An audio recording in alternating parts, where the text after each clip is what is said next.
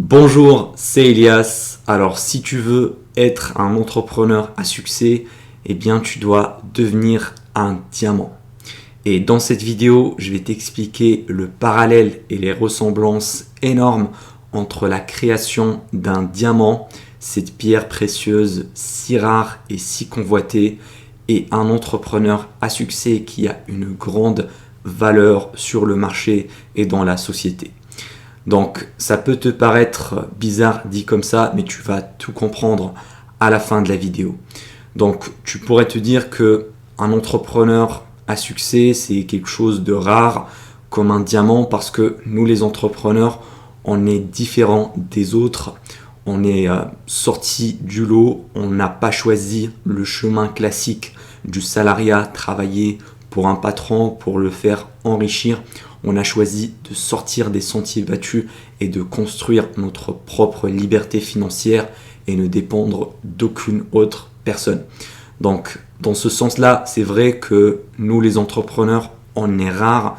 On n'est pas comme la population des gens qui ont des horaires précises, qui doivent travailler comme des esclaves pour enrichir une autre personne, mais on a décidé de prendre notre propre chemin. Mais les ressemblances vont aller beaucoup plus loin que ça. Et quand je dis entrepreneur à succès, ça reste quand même assez subjectif selon les gens. Par exemple, pour moi, atteindre un certain niveau de succès, c'est de dépasser la fortune des 3 millions d'euros de patrimoine net, c'est-à-dire être multimillionnaire. C'est pour moi la définition d'un entrepreneur à succès, mais pour toi, ça peut être juste atteindre les 10 000 euros par mois avec ton business. Donc le succès, c'est différent selon les gens, mais c'est à toi de définir ta propre définition. Mais peu importe, le cheminement reste le même parce que on commence à partir de zéro. On est par exemple un salarié ou un étudiant et on veut créer notre business. Et ben, le cheminement pour atteindre le succès reste toujours le même. Alors premièrement, est-ce que tu sais comment se forment les diamants?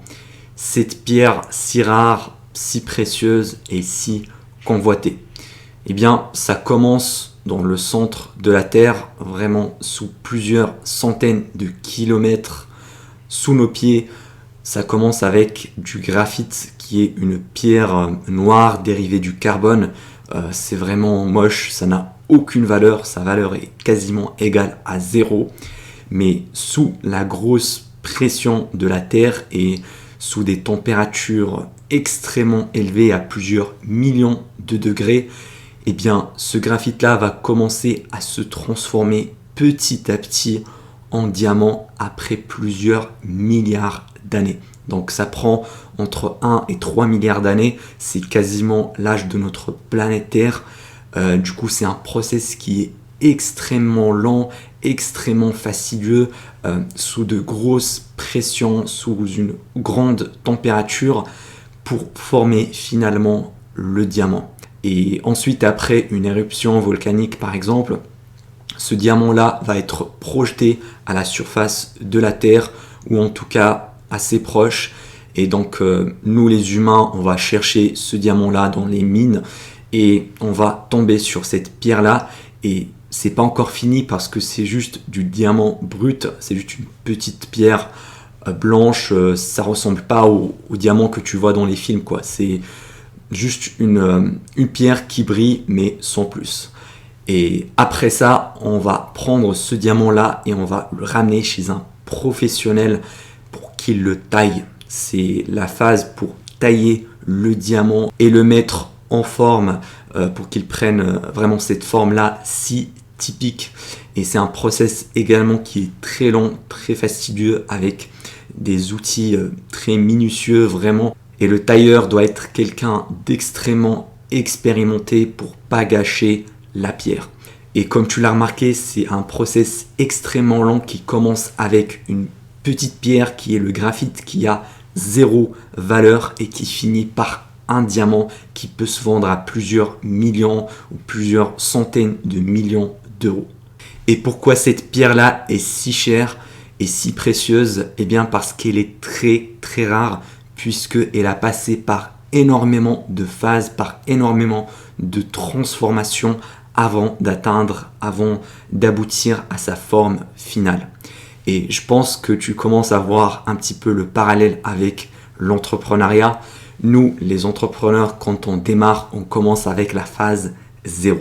C'est-à-dire qu'on a 0 compétence, 0 connaissance et 0 mindset, exactement comme un graphite qui va se transformer en diamant après. Et au fur et à mesure du passage à l'action, au fur et à mesure du travail, on va se forger. On va forger nous-mêmes sous la pression du travail et sous la souffrance, sous les échecs, parce que l'entrepreneuriat, c'est un processus qui est assez lent, assez fastidieux. Donc ça va pas prendre des milliards d'années comme les diamants, mais ça va prendre peut-être quelques mois, quelques années, voire même quelques dizaines d'années. Et on va s'améliorer au fur et à mesure après plusieurs échecs. On doit apprendre de ces échecs-là, on doit s'habituer également au processus, on doit travailler tous les jours vers nos objectifs et ça c'est extrêmement douloureux par moment et beaucoup de gens vont abandonner. C'est pour ça on est si rare, c'est parce que 99% des gens vont abandonner sur ce chemin-là vers la réussite. Alors que nous, dans les 1% qui réussissent, on doit continuer jusqu'à la fin, jusqu'à se métamorphoser en diamant bien brillant, bien précieux. Et à mon avis, un entrepreneur à succès est forgé dans la souffrance, dans la douleur, dans les échecs. C'est vraiment ça, l'entrepreneuriat. Tu dois être capable d'encaisser des coups et de rebondir et t'améliorer par la suite. C'est pas un monde de bisounours, contrairement à tout ce que essayent de te montrer ces vendeurs de rêves sur YouTube, sur Instagram, à louer une Lamborghini, louer une villa avec piscine à Bali et te montrer que c'est facile. Achète ma formation et ça sera et tu seras millionnaire dans quelques semaines. Non, c'est pas ça l'entrepreneuriat. Bien au contraire, 90% de tes journées vont juste être du travail acharné vers tes objectifs et tu dois aimer le processus. Vraiment, ne le vois pas comme une douleur, comme une corvée. Il faut le voir comme un jeu vidéo. Vraiment, tu es en train de progresser tous les jours. Tu es en train de cocher tes petites cases d'objectifs quotidiens à atteindre. C'est comme ça que tu vas t'améliorer, que tu vas avancer. Parce que si tu te mets dans la tête que c'est du travail, que c'est une corvée, et ben malheureusement tu vas abandonner comme 99% des gens. Le meilleur conseil que je puisse te donner, c'est aime le processus. Tu dois adorer ce processus-là de passage à l'action quotidien tous les jours. Alors effectivement, il y a certaines tâches dans ton business qui vont être chiantes. Ça, je te l'accorde, mais tu dois les faire quand même. Et pour le reste, tu dois vraiment kiffer. Kiffe ton chemin, amuse-toi, fais des tâches qui te font plaisir également. Pour ceux qui te font chier, tu peux les déléguer petit à petit et continue toujours d'avancer et ne te repose jamais sur tes lauriers. Sors de ta zone de confort tous les jours pour te forger vraiment comme un diamant au fur et à mesure des étapes. Et dans quelques années, tu seras un diamant, tu seras un entrepreneur à succès, multimillionnaire, ce que tu veux. Et ça, c'est grâce au passage à l'action et grâce à la patience sur toutes ces années-là, exactement comme un diamant.